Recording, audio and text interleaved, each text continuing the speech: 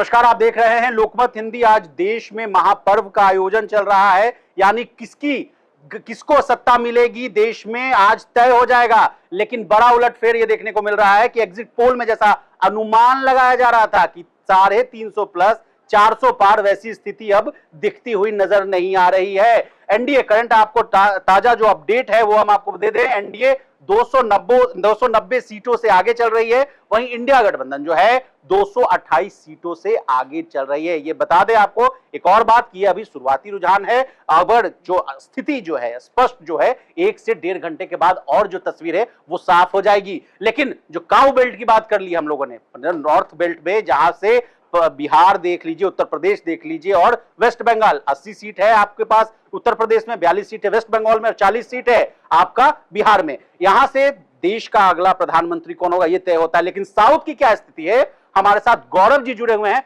गौरव जी, क्या हाल है केरल का?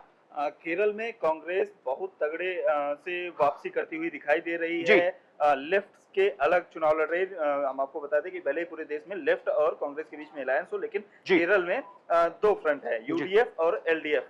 गौरव जी, यहाँ पे रोकना चाहूंगा, जैसे दिल्ली में आम आदमी पार्टी और कांग्रेस एक साथ लड़ रही है और पंजाब में आम आदमी पार्टी और कांग्रेस अलग लड़ रही है, ठीक उसी तरह ये स्थिति केरल में देखने को मिल रही है। चलिए आगे बोलिए। पर लेफ्ट अलग लड़ रहा है, लेकिन वहां पर बाकी जगहों पर साथ लड़ रहा है, वहां पर अलग लड़ रहा है। तो कांग्रेस जो है वो 13 सीटों पर फिलहाल आगे है। जो केरल के अब तक के आंकड़े आए हैं चुनाव आयोग की वेबसाइट पे, टोटल 20 सीटें हैं, उसमें से 13 सीटों पर कांग्रेस आगे है। 2 सीटों पर उसकी सहयोगी पार्टी यूनियन मुस्लिम लीग है, यूनियन मुस्लिम लीग वो आगे है। और इसके अलावा केरल कांग्रेस है, वो भी 1 सीट पर आगे है। तो हम ये देख रहे हैं, अगर हम हॉट सीट्स की बात करें, राहुल गांधी वायनाड सीट से 1 लाख से अधिक वोटों की लीड ले चुके हैं। इसके अलावा जो फायर ब्रांड नेता जो है सर शशि थरूर फिलहाल पीछे चल रहे हैं। राजीव चंद्रशेखर आईटी मिनिस्टर हैं जो मोदी सरकार में, वो आगे चल रहे हैं। 5000 वोटों की मार्जिन है। 3 बार के सांसद हैं तिरुवनंतपुरम से शशि थरूर, लेकिन इस बार वो 5000 वोटों से फिलहाल पीछे चल रहे हैं।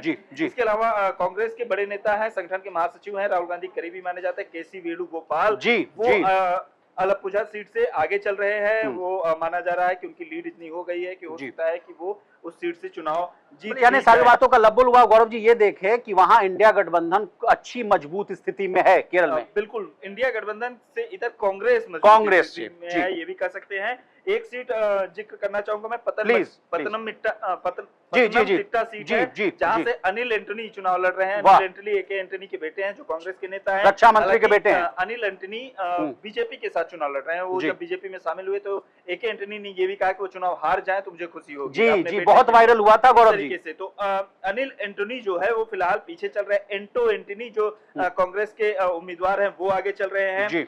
वडकरा सीट से के सैलजा जो सीपीएम की बड़ी नेता हैं, स्वास्थ्य मंत्री हैं राज्य सरकार में, जो वहां पर पिनराई विजयन की सरकार है, मजबूत नेता मानी जाती हैं। उनके काम को काफी सराहा गया कोविड के दौरान, लेकिन वो भी वहां से पीछे चल रही हैं।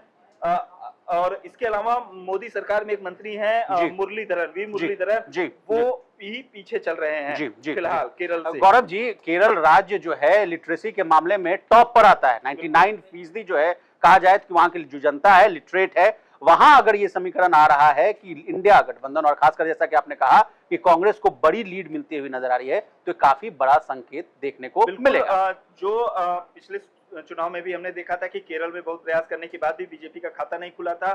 और इस बार जो एग्जिट पोल्स आए थे उनमें ये दिखाया जा रहा था कि केरल में कांग्रेस का खाता खुल सकता है, बीजेपी का खाता खुल सकता है। लेकिन जो अब तक रुझान आ रहे हैं उसमें भी अगर हम राजीव चंद्रशेखर को छोड़ दें, जो तिरुवनंतपुरम सीट से बढ़त बनाए हुए हैं, तो बीजेपी के लिए उतनी अच्छी खबर नहीं जितनी अच्छी खबर कांग्रेस। क्या कारण मांगते हैं गौरव जी कि क्या बीजेपी वहां पर लीड नहीं कर पाई, या जो वोटिंग परसेंटेज की बात होती है उसमें सेंध नहीं लगा पाई? वोट बढ़ रहा है लगातार। हम देखते हैं कि चाहे वो के सुरेंद्रन हो जो राहुल गांधी के खिलाफ चुनाव लड़ रहे हो, वहाँ के प्रदेश अध्यक्ष हैं, या फिर जिस तरीके से राजीव शेखर वहाँ पे चुनाव लड़ रहे हैं, वोट परसेंटेज ऐसा नहीं बढ़ रहा है, वोट परसेंटेज बढ़ रहा है। लेकिन जिस तरीके की राइज हम देखते हैं बंगाल में बीजेपी की 8 सीट से 78 सीट पहुंच जाती है। उस तरीके से जो फाइट ग्रोथ है है, वहां पर ग्रोथ केरल जैसे राज्य में जो भी लेफ्ट का गढ़ रहा है, वहां पहले बंगाल भी लेफ्ट का गढ़ था, वो उस तरीके से नहीं दिख पा रही है हमें। ठीक। और इस बार राहुल गांधी का वायनाड जाकर एक बार फिर से चुनाव लड़ना मुझे लगता है कि कांग्रेस के पक्ष में गया है। वोटर बेस बढ़ रहा है वहां। बिल्कुल। और एक बार फिर से कांग्रेस ने लेफ्ट के सामने और बीजेपी के भी सामने वापसी करती हुई दिखाई दे रही फिलहाल जो जी, रुझान जी, है। बहुत शुक्रिया, बहुत शुक्रिया। तो इसी तरह पल पल के अपडेट्स के लिए बने रहिए हमारे साथ और देखते रहिए लोकमत हिंदी। लेकिन जाते जाते लेटेस्ट जो अपडेट है वो ले लीजिए। इंडिया गठबंधन 229 और एनडीए 290 सीट से लीड कर रही है।